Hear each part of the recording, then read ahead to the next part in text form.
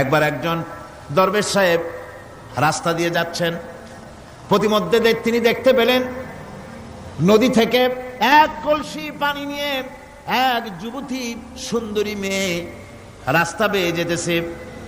দরবেশ সাহেব দাঁড়ায় গেলেন আর ওই যুবতীর দিকে এক নজরে তাকায় আছেন, চোখে পলক দেয় না। এরপরে যুবতী থমকে দাঁড়ায় গেল। আধা বুড়া মানুষ, দাড়ি অর্ধেক পাইকে গেছে, দেখতে দেখায় খুব বুজুর্গ মানুষ, কিন্তু রাস্তায় আমার একা পাইয়া এমনি করে তাকিয়ে আছে আর চোখ দিয়েও তো পানি পড়ে। ব্যাপারটা কি? দরবেশ কাঁদে কেন? প্রতিমধ্যে আমাকে একা পেয়ে দরবেশ কাঁদে কেন, তাকিয়ে আছে কেন? মহিলার চিন্তা জাগলো। শেখ সাদি রহমতুল্লাহ আলাইহি ঘটনা লিখেছেন, বাংলা কবিতার অনুবাদ করেছেন। একদা সুখদায়ক প্রমোদা বদন, দর্শন করি মম ঝরিল নয়ন। হেসে কহে সে রূপসী সবিস্ময় মন, কহ দেখি মহাশয় কহ কি কারণ। বিষয় বিরাগী তুমি ভুবনে প্রচার, কি হেতু জন্মিল তব মানস বিকার। যুবতী মেয়েটি বলছে, ওগো দরবেশ সাহেব, হুজুর সাহেব, আমি একটা যুবতী মেয়ে লোক, রাস্তায় আমাকে একা পেয়ে আপনি আমার দিকে তাকায় আছেন আর কাঁদতেছেন। এই বৃদ্ধ বয়সে ভীমরতি হলে কেন? আমাকে দেখে কাঁদেন কেন আর এক নজরে কেন তাকায়ছেন? কারণটা কি? কি কুমতলব আছে? দরবেশ সাহেব বলছেন, হেসে কহিলাম বালে করহ শ্রবণ, নেত্র ঝরে তবু হেতু ভেব না এমন। হে রূপসী মেয়ে, তোমার জন্য আমি কান্দি, একথা একবারও চিন্তা করো না। যে শিল্পী রচিল এই সুধাংশু বদন, তাহার তরে ঝরে নেত্র নয়নে জীবন। তোমার প্রেম পাওয়ার জন্যে তোমাকে দেখে লোবাতুর এবং কামুক হয়ে তোমার দিকে তাকায় কান্দি, একবারও ভেব না। আল্লাহর কসম, আমি কাঁদতেছি তোমার এত সুন্দর স্বাস্থ্য আর চেহারা যে আল্লাহ রাব্বুল আলামিন বানায় দিলেন, না জানি সেই আল্লাহ কত সুন্দর। যার সৃষ্টি এত সুন্দর সেই আল্লাহ রাব্বুল আলামিন না জানি কত সুন্দর। আল্লাহ পাক সেই সুন্দর আল্লাহ রাব্বুল আলামিনকে দেখার তৌফিক যেন আমরা পাই। জোরে কোন আমিন, আরো জোরে বলেন আমিন। আল্লাহ পাক বলছেন, আমি সুন্দর করে সব তৈরি করে দিয়েছি। বুঝবে তারা যারা চিন্তাশীল, যারা গবেষণা করে। ইন্না ফি খালকিস সামাওয়াতি ওয়াল আরদি ওয়া ইখতিলাফিল লাইলি ওয়ান নাহার লাআয়াতিন লিউলিল আলবাব। নিশ্চয়ই যারা নাকি জ্ঞানবান, তারা রাত এবং দিনের পরিবর্তন, আকাশ এবং জমিনের সৃষ্টি ইত্যাদির ব্যাপারে, এই সৃষ্টি নৈপুণ্যতার ব্যাপারে তারা চিন্তা করে, গবেষণা করে। রাত এবং দিনের পার্থক্য মানুষের জীবন পদ্ধতিকে দুই ভাগে বিভক্ত করেছে, রাত এবং দিন। দেখেন আল্লাহর রহমত এবং কুদরত সব জায়গায়। রাত এবং দিন মানুষের জীবন চলার পথকে, জীবন পদ্ধতিকে কয় ভাগে ভাগ করেছে? দুই ভাগ। আল্লাহ পাক বলেন, ওয়াজআলনাল লাইলা লিবাসান ওয়াজআলনান নাহারা মাআশা। আমি রাতকে করেছি শান্তির বাহন, রাতকে করেছি আচ্ছাদন, শান্তির বাহন, আর দিনকে করেছি রোজগার করার জন্য। দিনের বেলায় রোজগার করবে, কামাই রুজি করবে, কল কারখানায় যাবে, খেতে খামারে যাবে, অফিস আদালতে যাবে, কাজ কাম করবে। এ কাজ করে করে শরীরের ভিতরে ক্লান্তি আসে, অবসাদ এসে যায়। আল্লাহ রাব্বুল আলামিন বলেন, আমি আবার রাত বানালাম। ওই রাতের বেলায় মানুষ যখন ঘুমায় যায়, এই ঘুম তার সমস্ত অবসাদ আর ক্লান্তি দূর করে দিয়ে সকাল বেলায় আবার তাজা মানুষ করে সমস্ত একেবারে পরিপূর্ণ কর্মক্ষম একজন মানুষে তাকে পরিণত করে দেয়। রাতটাকে আচ্ছাদন করে দিয়েছি, দিনের কোলাহল মুক্ত রাত। সূর্যের আলোর ঝলকানি, তীব্র আলো নাই, চিৎকার নাই, আওয়াজ নাই। রাতের একটি অন্ধকার চাদর পরিয়ে দিলাম এই পৃথিবীর উপরে। রাতের একটি অন্ধকার চাদর পৃথিবীর উপরে পরিয়ে দিলাম। কোলাহল মুক্ত পৃথিবী। এখন সূর্যের তীব্র আলো আর নাই।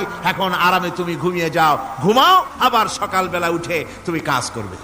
আল্লাহ পাক বলেন, আমি এভাবে ওয়ামির রাহমাতিহি জাআলা লাকুমুল লাইলা ওয়ান নাহারা লিতাসকুনু ফীহি ওয়া লিতাবতাগু মিন ফাদলিহি। আল্লাহর রহমতের ভিতরে এটাও রহমত, আল্লাহর করুণা, আল্লাহর দয়া, যে তিনি দিনকে করেছেন রুজি কামার জন্য, রাতকে করেছেন তিনি তোমাদের জন্য ঘুমাবার জন্য, বিশ্রামের জন্য। এই ব্যবস্থা আল্লাহ রাব্বুল আলামিন করেছেন, যিনি তোমাদেরকে দুপুর বেলায় বিকেল বেলায়ও তোমাদেরকে অবসাদ গ্রহণের জন্য, আরামের জন্য দুপুর এবং বিকাল সকাল ইত্যাদি তৈরি করেছেন। কোরআন শরীফের ভিতরে আল্লাহ পাক এ সমস্ত কথাগুলি ব্যাখ্যা সহকারে বলে দিচ্ছেন যে আমার রহমত ওয়াসিআত রাহমাতি কুল্লে, সেই সমস্ত জিনিসে চতুর্দিকে তুমি যেখানে আছো তার চতুর্দিক আকাশ এবং জমিন আমার রহমত তোমাকে ঘিরে রেখেছে। এ কোরআন নাজিল করেছেন সেই আল্লাহ, সেই রহমান, যার দয়া সর্বত্র ছড়িয়ে আছে। আল্লাহ পাক বলছেন এরপরে তোমাকে সৃষ্টি করলাম, জমিন সৃষ্টি করলাম খাবারের জন্য। আমার রহমতের বিষয়টা দেখো, আমি এমন দয়াবান, এমন মেহেরবান। এবার তোমার খাবারের জরুরত হলো তুমি কি খাবে, সেজন্য এই জমিনে ফসলের ব্যবস্থা আমি আল্লাহ করেছি। জোরে বলেন সুবহানাল্লাহ। জমিন শুকায় গেছে, বৈশাখ মাসের জ্যৈষ্ঠ মাসের প্রচন্ড রৌদ্রের তাপে জমিন শুকায় গেছে। এই জমিনে তুমি ফসল ফলাবে কি করে, যদি না পানি দিয়ে জমিনটারে ভিজায় দেই। আল্লাহ বলেন জমিন ভিজাবার দায়িত্ব আমি নিলাম। আল্লাহুল্লাযী আরসালার রিয়াহা ফাতুসিরু সাহাবা, সমুদ্রের পানি, লবণাক্ত পানিগুলি বাষ্পীয় আকারে উত্থিত হয়ে যায়, মেঘমালায় পরিণত হয়ে যায়। বাতাসকে বলি এই মেঘকে টেনে নিয়ে যাও অমুক জায়গার উপরে, মেঘ চলে এলো। আল্লাহ বলেন ফাসুকনাহু ইলা বালাদিম মাইয়িতিন ফাআহইয়ানা বিহিল আরদা বাদা মাউতিহা কাযালিকান নুশুর। আল্লাহ পাক বলছেন বৃষ্টির পানি পড়লো, মরা জমিন জিন্দা হয়ে গেল। এই মরা জমিন জিন্দা হলো। এরপরে তুমি বীজ বপন করলে, ধান বপন করলে, গম বপন করলে, মাটির খাসলাত হলো সব পচায় দেওয়া। মাটির খাসলাত কি কথা বুঝেন না? মাটির ধর্মটা কি? পচায় দেওয়া। যা রাখেন পচে যাবে, লোহা রাখেন জং ধরে যাবে, পাথর রাখেন আস্তে আস্তে, এ ধরনের যেসব জিনিস রাখেন আস্তে আস্তে করে ধ্বংস হয়ে যাবে, পচে যাবে। ওই মাটির ভিতরে ধান এবং গম, আপনার ফসল, আপনার খাদ্য, আপনার রিজেককে আমানত করে দিলেন। আল্লাহ পাক ওটাকে হেফাজত করলেন। এরপরে ওর ভিতর থেকে পাতা অঙ্কুরিত হয়ে বেরিয়ে এলো। এখন কেউ যদি বলে আল্লাহ যদি পানি না দেন, আল্লাহ যদি বৃষ্টিটা না দেন, তাহলে আমার অসুবিধাটা কি? আল্লাহ বলেন দেখো বৃষ্টিটা তো আমি দিলাম। বৃষ্টিটা কে দিলেন? আল্লাহ পাক বলেন আফারাআইতুমুল মাআল্লাযী তাশরাবুন আআনতুম আনজালতুমুহু মিনাল মুজনি আম নাহনুল মুনজিলুন। তোমরা যে পানি পান করো, আকাশ থেকে এই পানিটা কে বর্ষণ করে? তুমি করো না আমি করি? কে করে জোরে কন? আল্লাহ পাক বলছেন আমি পানি বর্ষণ করি। সেই পানিটা, এই যে বঙ্গোপসাগরের পানি, আপনাদের কর্ণফুলীর পানি, মিষ্টি না নোনা? কি পানি জোরে কন? এই নোনা পানি আকাশে উঠলো। আল্লাহ পাক বলেন ইচ্ছে যদি করতাম লাউ নাশাউ জাআলনাহু জাজান ফালাউলা তাশকুরুন। পানি উঠালাম, নোনা পানি, ইচ্ছে করলে লবণাক্ত অবস্থায় অবতীর্ণ করে দিতে পারতাম, জমিনের ফসল সব নষ্ট হয়ে যেত। কিন্তু আমি নোনা পানি উঠায়া ওই পানিগুলিকে মিষ্টি করে আমি নাজিল করে জোরে কান সুবহানাল্লাহ। আল্লাহ পাক বলেন গাছ উদ্গত করে দিলাম, গাছ এবার বড় হলো। এই গাছ আল্লাহ রাব্বুল আলামিন এই গাছ তৈরি করলেন।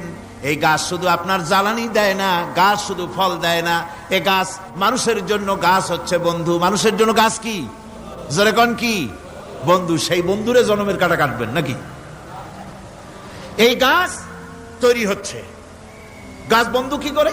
গাছ বন্ধু হচ্ছে আমরা যে শ্বাস প্রশ্বাস নেই, মুখের থেকে নাকের থেকে যে শ্বাসটা ফেলি, সেটা হচ্ছে আমরা গ্রহণ করি বাতাস থেকে অক্সিজেন, ছেড়ে দেয় কার্বন ডাই অক্সাইড। এটা হচ্ছে বিষ। এটা কি? আমরা নিলাম পরিশুদ্ধ অক্সিজেন, নিলাম, ছেড়ে দিলাম এটাকে বিষ করে, এই বিষটা ছড়িয়ে গেল। এখন এই বিষ যদি আল্লাহ পরিশুদ্ধ করার কোন ফ্যাক্টরি না বানাতেন, তাহলে পৃথিবীর সমস্ত প্রাণী মরে যেত। সুবহানাল্লাহ কইতে ইচ্ছে করে না? আল্লাহ পাক কি ব্যবস্থাটা করলেন। কোন দুনিয়ার ফ্যাক্টরি নাই মানুষ যে বিষাক্ত করে দেয় আবহাওয়াকে, সেটাকে রিফাইন করার ব্যবস্থা মানুষের কাছে নাই। আল্লাহ ব্যবস্থা করেছেন কি, আল্লাহ পাক গাছ বানায় দিলেন, গাছের সবুজ শ্যামল রং, ঘাসের সবুজ শ্যামল রং, তার খাদ্য হতেছে আপনি যেটা ছেড়ে দেন, আপনার জন্য যেটা বিষ সেটা হচ্ছে তার জন্য খাদ্য। কার্বন ডাই অক্সাইড গাছ টেনে নেয়, সারা রাত টানতে থাকে, অক্সিজেন থেকে বাতাস থেকে সারা রাত টানতে থাকে, কার্বন ডাই অক্সাইড খাবার হিসাবে সে টেনে নেয়। আর দিনের বেলা যখন রোদ ওঠে, সূর্যের উত্তাপ আর গাছের সবুজ রং দুটোতে মিলে এক প্রকারের রন্ধন ক্রিয়া হয়, রাঁধা হয়। সেই রান্নার মাধ্যমে গাছের ভিতর থেকে গাছ আবার অক্সিজেন মানুষের জন্য, প্রাণীর জন্য ছেড়ে দেয়। সুবহানাল্লাহ। তো গাছ আপনার জন্য বন্ধু, একদিকে গাছ আপনার এই কাজ করলো, ফার্নিচার বানাইলো, ছায়া দিল, ফল দিল। আল্লাহ পাক বলেন এই গাছগুলি কে তৈরি করলো? মিয়া তুমি করছো? না আমি করছি। আমি আমার রহমত দিয়ে তোমারে গাছ বানাই দিলাম, এরপরে ফসল দিলাম, ফসল হলো, তোমার তরি তরকারি হলো, সবকিছু তোমার হয়ে গেল। এবার ফসল দেখা মানুষে যখন দেখে জমিনে বড় বড় ধানের গোছা হয়েছে, মোটা মোটা ধানের গোছা হয়েছে, মোছে তখন তেল মাখে আর নতুন নতুন গানের আয়োজন করে। এবার ফসল বেশি হয়েছে, গান, থিয়েটার, বাজনা, গুনাগার বিবি, কত রকমের গানের ব্যবস্থা করে ফেলে। জমিনে ফসল আর মোছে তেল মাখে আনন্দে। আল্লাহ রাব্বুল আলামিন বলেন লাউ নাশাউ লাজআলনাহু হুতামান ফাযান্তুম তাফাক্কাহুন। আমি যদি ইচ্ছে করি তোমার জমিনের সমস্ত ফসলটাকে আমি সম্পূর্ণ কুটায় পরিণত করে দিতে পারি, তুষে পরিণত করে দিতে পারি। পারেন না? ধানের ভিতরে আল্লাহ যদি চাউল না দেন তাহলে সব তুষ হয়ে যাবে না? তখন কি করবেন আপনারা? কি করবেন? কোন বাংলাদেশ তখন হরতালের দেশ। যখন আপনি দেখলেন যে জমিনে ধান এবার সব তুষ হইছে, তখন আল্লাহর বিরুদ্ধে হরতাল করেন। লাভ হবে কিছু? লাভ হবে? আল্লাহর বিরুদ্ধে আপনারা অনশন ধর্মঘট করেন, লাভ হবে কিছু? কোনো লাভ হবে না। আল্লাহ রাব্বুল আলামিন বলেন কোনো লাভ হবে না, বরং তোমরা তখন বলবে ইন্না লামুগরামুন বাল নাহনু মাহরুমুন।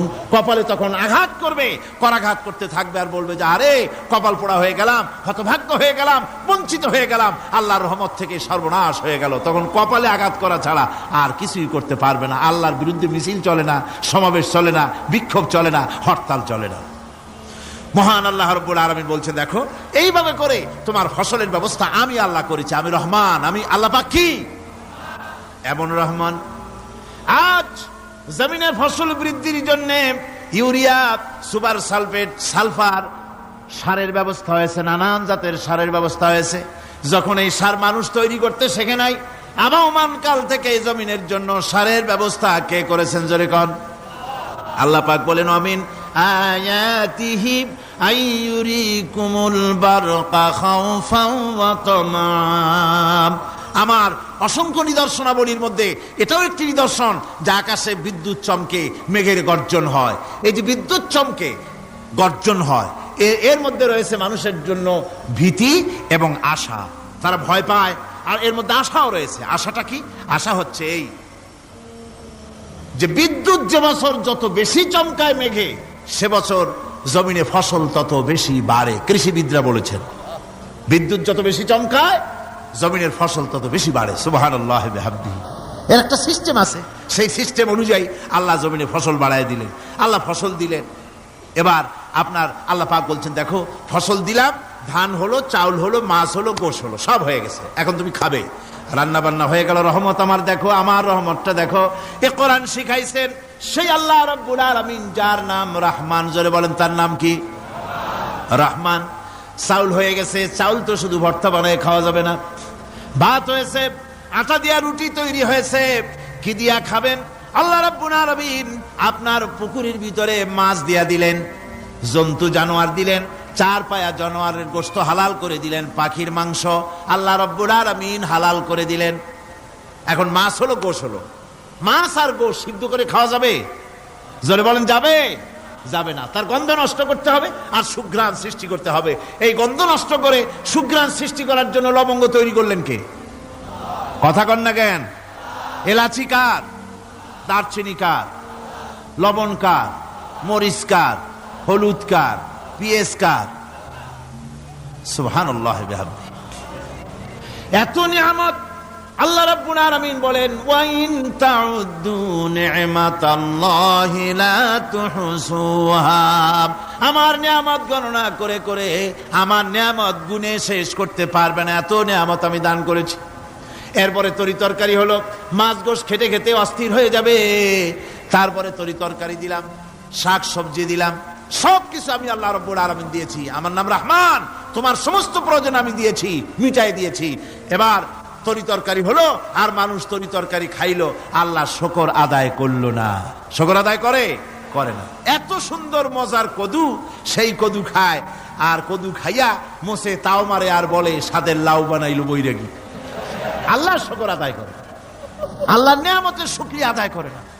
পৃথিবীর বুকে এমন কোন বিচরণশীল জীব নাই যে জীবের রিস্কের দায়িত্ব আমি আল্লাহ গ্রহণ করি নাই।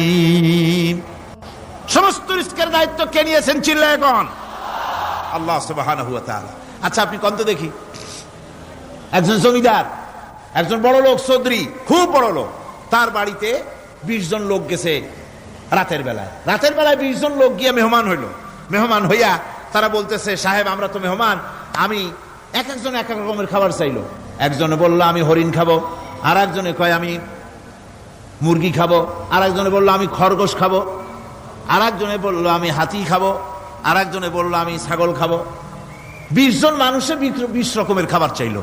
একজনে কয় বোয়াল মাছ খাবো, আর একজনে কয় রুই মাছ খাবো। 20 জনে 20 রকমের খাবার দাবি করলো। বলেন জমিদার তো বাড়ির দ্বারে, জমিদারের বাপ, সেও কি পারবে 20 জনকে 20 রকমের খাবার পরিবেশন করতে? কোন প্রস্তুতি ছাড়া পারবে? কোন প্রস্তুতি ছাড়া জমিদার হোক, রাজা বাদশাহ হোক, 20 জন মানুষের খাবার 20 রকমের দিতে পারে না। আর আল্লাহ এমন রহমান, এই পৃথিবীর লক্ষ কোটি কোটি জাতির প্রাণীকে কোটি কোটি রকমের খাবার আল্লাহ রাব্বুল আলামিন পরিবেশন করতেছেন। সাপের খাবার একরকম, ব্যাঙের খাবার আর এক রকম। ব্যাঙে যা খায় সাপে তা খায় না, সাপে যা খায় ব্যাঙে তা খায় না। হাতির খাবার, গন্ডারের খাবার, ভল্লুকের খাবার, বাঘের খাবার, সিংহের খাবার, মানুষের খাবার, ছাগলের খাবার, মুরগির খাবার, মশার খাবার, সারপোকার খাবার, সমস্ত খাবার ভিন্ন ভিন্ন। আবার সমস্ত খাবারের মজা আল্লাহ রাব্বুল আলামিন আলাদা আলাদা করে দিয়েছেন। এমন রহমান, আপনার পেট ভরবেন শুধু স্বাস্থ্য বানাবার জন্য, পেট ভরে খাওয়া দরকারটা ছিল। আল্লাহ পাক দেখলেন যে না, শুধু পেট ভরলে তো এরকম খাইতে চাইবে না, তাই আল্লাহ রাব্বুল আলামিন জিহ্বা দিয়ে দিলেন যাতে করে মজা লাগে আর খায়। সব রকমের মজা, এক এক গোশতে, এক এক মাছে, এক এক তরকারিতে এক এক রকম মজা না, সব রকম সব এক রকম মজা, ভিন্ন ভিন্ন রকমের মজা। আল্লাহ পাক বলেন আমি রহমান, দেখো আমি কিভাবে খাওয়াই। ওয়া কাইয়্যিম মিন দাব্বাতিন লা তাহমিলু রিজকুহা আল্লাহু ইয়ারযুকুহা ওয়া ইয়্যাকুম। এই পৃথিবীতে এমন অনেক বিচরণশীল জীব আছে যে প্রাণীরা নিজের জন্য কোনো সঞ্চয় করে না, সঞ্চয় করে শুধুমাত্র পৃথিবীর মানুষ। আর পিঁপড়ায় কিছু সঞ্চয় করে। অন্যান্য বহু প্রাণী আছে যাদের কোনো সঞ্চয় নাই। কি বলেন, পাতিশিয়ালের কোনো ব্যাংকে অ্যাকাউন্ট আছে নাকি? না। শীতের মৌসুমে পাতিশিয়াল আইসা ব্যাংকের ম্যানেজারকে বলে না যে কয়েকটা মুরগি আনছি, আমার নামে একটা অ্যাকাউন্ট ওপেন করেন, বৃষ্টির সময় আমি যেন ওগুলো উঠাইয়া পাইকারি দরে খাইতে পারি। ওর কোনো খাবার নাই, সঞ্চয় নাই। এ ধরনের পাখির সঞ্চয় নাই, পশুর সঞ্চয় নাই। মহান আল্লাহ রাব্বুল আলামিন তিনি বলছেন, সকাল বেলায় পাখি তার বাসা দিয়া ক্ষুধার্ত পেট নিয়ে পাখিগুলি উড়ে চলে যায়। সাপ তার গর্ত থেকে বের হয় খালি পেটে, পাতি শ্রীগল খাঁটি পেট নিয়ে গর্ত থেকে বেরিয়ে যায়। তিমির মতো অত বড় প্রকাণ্ড প্রাণী, হাতির মতো প্রকাণ্ড প্রাণী, গরিলা, শিম্পাঞ্জি, ওরাংওটাং, পিঁপড়া থেকে শুরু করে নিয়ে প্রকাণ্ড তিমি পর্যন্ত সমস্ত প্রাণীগুলি সকালবেলায় খালি পেটে বেরিয়ে যায়। সারাদিন ঘোরাঘুরির পর আল্লাহ সুবহানাহু ওয়া তাআলা বলেন, সন্ধ্যাবেলায় সমস্ত প্রাণীর পেটগুলি ভরে আমি আল্লাহ তাদের বাসায় ফিরাইয়া দেই। আমি রহমান, এভাবে করে আমি আল্লাহ রাব্বুল আলামিন খাবারের বন্দোবস্ত করি, পড়ার বন্দোবস্ত করি, থাকার ব্যবস্থা করি। ইয়া আইয়ুহান নাসু যকুরু নি'মাতাল্লাহি আলাইকুম হাল মিন খালিকিন গায়রুল্লাহ ইয়ারযুকুকুম মিনাস সামাই ওয়াল আরদ। ও পৃথিবীর মানুষেরা, ওই আল্লাহর স্মরণ করো, আল্লাহর নিয়ামতের শুকরিয়া আদায় করো যে আল্লাহ তোমাকে আকাশ থেকে জমিন থেকে রিজিক দেন। ওই আল্লাহ ছাড়া আছে কি কেউ যে তোমাকে আকাশ থেকে রিজিক দেয়, জমিন থেকে রিজিক দেয়? লা ইলাহা ইল্লা হুয়া ফাআন্না তুফাকুন। ওই আল্লাহ ছাড়া কোনো ইলাহা নাই, কেন তোমরা বিভ্রান্ত হও? সেই আল্লাহর দিকে ফিরে আসো। আল্লাহ পাক বলছেন মুমিনকে উদখুলু ফিস সিলমে কাফ, 16 আনা দাখিল হও। আমাকে যখন মেনেছো, আমার সামনে মাথা নত করে দাও। কারো কাছে কিছু চাইও না, চাইবা কার কাছে? চিল্লায় কোন? আল্লাহর কাছে চাও। তিনি কি তোমাকে দিতে অক্ষম? বলেন, তিনি কি অক্ষম?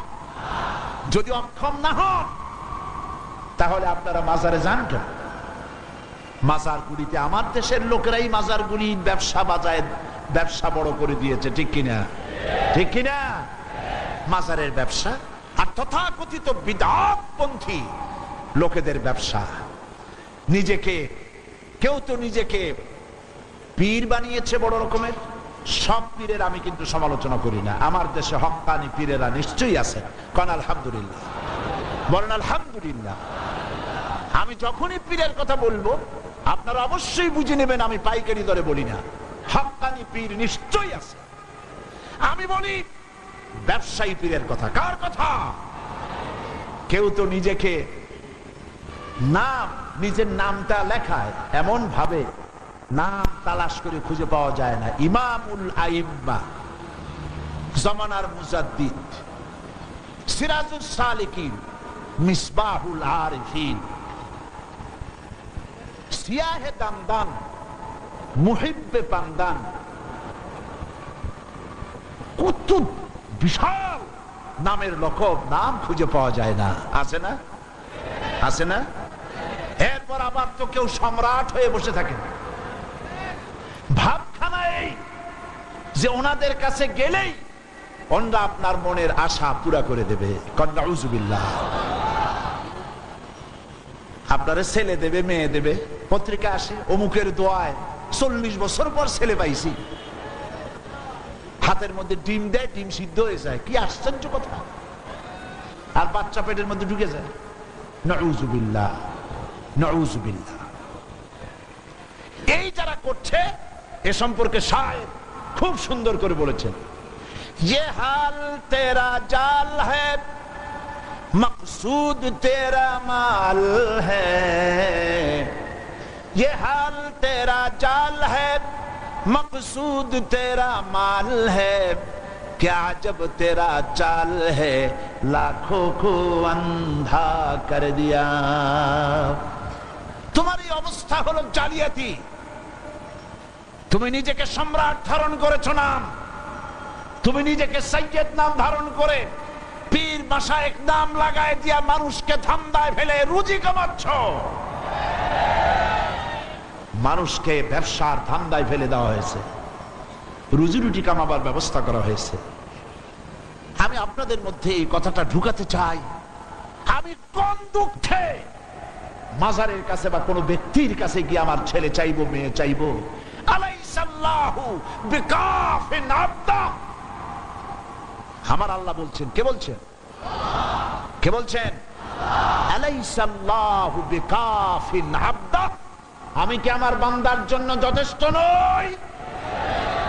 জবাব দিতে কিন্তু আপনারা পারেন নাই। প্রশ্নটা কার? প্রশ্নটা কার? আবার শুনুন আর মুমিনের মতো জবাব দিবেন। আলাইসাল্লাহু বিকাফিন আবদা। আমি কি আমার বান্দার জন্য যথেষ্ট নই? বলুন অবশ্যই যথেষ্ট। মাজারের কাছে যায়, খাজা বাবার কাছে, ইয়া খাজা মেরে মতলব কো পুরা কর দে। খাজায় আপনার মতলব পুরা করবে কেমনে? ওনার মতলবই তো পুরা করছে আল্লাহ। কে পুরা করেছেন? আল্লাহ পাক করেছেন।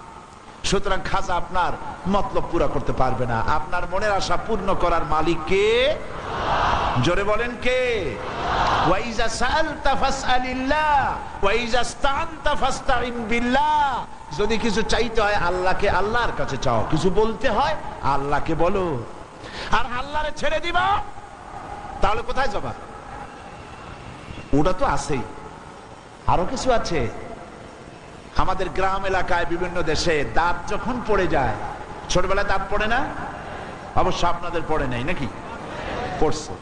দাঁত পড়লে ওই দাঁত নিয়ে মুরব্বীরা বলে দাঁতটা নিয়ে যাও ইন্দুরের গর্তের কাছে, যাইয়া বলো ইন্দুর ভাই আমার এই দাঁতটা নিয়ে তোমার ছোট্ট চিকুন দাঁতটা দাও। হায়রে কপাল পোড়া, তুমি আল্লাহরে ছাড়ছো, আল্লাহ তোমার ইন্দুরের পায়ের কাছে নিয়ে হাজির করে দিছে, যা মর ইন্দুরের কাছে যাইয়া। আবার কোন কোন এলাকায় আছে গর্ভবতী নারী ডেলিভারি হবে, প্রসব যন্ত্রণায় কাতরাচ্ছে, মুরব্বীরা বলে বিড়ালের পাও ধরিয়া মাপ চাও। কি আশ্চর্য কথা! গর্ভবতী নারীর ডেলিভারির সাথে বিড়ালের পাও ধরার সম্পর্ক কি? বিড়ালের কাছে এই মা কি অন্যায় করেছে যে বিড়ালের পাও ধরে মাপ চাইবে? তার মানে হচ্ছে আল্লাহরে ছেড়েছ, ইন্দুরের পাও ধর, বিড়ালের পাও ধর। আরো আছে চট্টগ্রামে বাজে বস্তান, বিরাট একটা পুকুর, সেই পুকুরের মধ্যে আছে কচ্ছপ। মুসলমান, আমার নিজের চোখে দেখেছি মুসলমান সেখানে গিয়ে কচ্ছপ গুলা মানুষের খাইয়া খাইয়া খুব বুজুর্গ টাইপের হয়েছে, বিরাট বিরাট, গায়ে শ্বেতা পড়ে গেছে। মুসলমান সন্তান, মুসলমান নরনারী কচ্ছপের পায়ের উপরে হাত দিয়ে হাতে চুমা খায়। তুমি আল্লাহরে ছেড়েছ, আল্লাহ তোমার কসম পর্যন্ত পৌঁছায় দিছে। নাউযুবিল্লাহ, জোরে নাউযুবিল্লাহ। ওখানে দেখেছি গাছের সাথে ঝুলানো পাথর আর ইট। জিজ্ঞেস করলাম ফকিরদের কাছে, এই গাছের সাথে ইট পাথর ঝুলানো কেন? কয় যে এটা হচ্ছে যে সমস্ত মেয়েদের বাচ্চা হয় না, বিবাহ হয়েছে 10 বছর 12 বছর হয়ে গেছে, সেই সব হতাশাগ্রস্ত মা বাবা এখানে আসে, মেয়েরা নিজ হাতে এই পাথরগুলো ঝুলায় রাখে, ধারণা এই পাথর এখানে ঝুলতে ঝুলতে একদিন তার নিজের পেট ভারী হতে হতে বাচ্চা হয়ে যাবে। কি জেহালাত, কি অজ্ঞতা, কি মূর্খতা! গাছের সাথে ঝুলানো পাথরের সাথে মায়ের পেটের ভিতরে সন্তান আসবে, কি অজ্ঞতা, কি মূর্খতা, কি জেহালাত! তুমি আল্লাহরে ছেড়েছো, আল্লাহ তোমার ইন্দুরের গর্ত পর্যন্ত পৌঁছাই দিছে। তুমি সারা দুনিয়াকে লাথি মারো, আল্লাহর দিকে চলে যাও, দুনিয়া তোমার পায়ে চুমা খাবে। সুবহানাল্লাহ কও। আল্লাহর কাছে যাও, আল্লাহর কাছে যাও। ওয়াইজা সাআলতা ফাসআলিল্লাহ, কিছু চাইলে আল্লাহর কাছে চাইবে, কিছু বললে আল্লাহর কাছে বলবে। আমার দেশে বহুত মাজার আছে, এই মাজারগুলি দিয়ে ব্যবসা করা হয়। মাজারের চতুর্দিকে লোক বসে থাকে, কি সব লোক, মাথায় বিরাট জট, গায়ে সালার চট, আরো আছে লোহার শিকল, আছে না? গাঁজা খায়। কয় খাজা বাবা গাঁজা খাবা, গাঁজা না খাইলে তুমি কোন ডাইলের বাবা? নাউযুবিল্লাহ। এমন মাজারও আছে বাংলাদেশে যেই মাজার গুলিতে মুদ্দারি নাই, সাইনবোর্ড লাগানো হয়েছে হযরত পথিক শাহ রহমাতুল্লাহ আলাইহির মাজার। কোন পথিক কবে মরছে আল্লাহই জানে। আপনারা আমার কথা বিশ্বাস করুন, চট্টগ্রামের কুমিরা সীতাকুণ্ডের পাশে যাওয়ার সময় দেখেন কুমিরা হাই স্কুল, রাস্তার ধারেই একটা কবর, বিরাট সাইনবোর্ড, হযরত ডাল চাইল রহমাতুল্লাহ আলাইহির মাজার। দেখেন আপনারা, যাওয়ার সময় বাম দিকে পড়বে, আসার সময় ডান দিকে পড়বে। আমি সেখানে মাহফিল করছিলাম, বললাম আপনারা খালি ডাইলি চালু খিচুড়ি খান, এবার আরেকটা মাজার বানায়া সেখানে সাইনবোর্ড লাগান হযরত মাছ তরকারি গোশত রহমাতুল্লাহ আলাইহির মাজার, তাহলে কিছুটা রুচির পরিবর্তন হইব। হাজি মাজারে কিছু চাওয়ার নাই, মাজারে কিছু দেওয়ার আছে। কি দিবেন? টাকা? জবাব দেন। টাকা, চাদর, আগরবাতি, মোমবাতি, মান্নত, কি দিবেন? দোয়া। দোয়া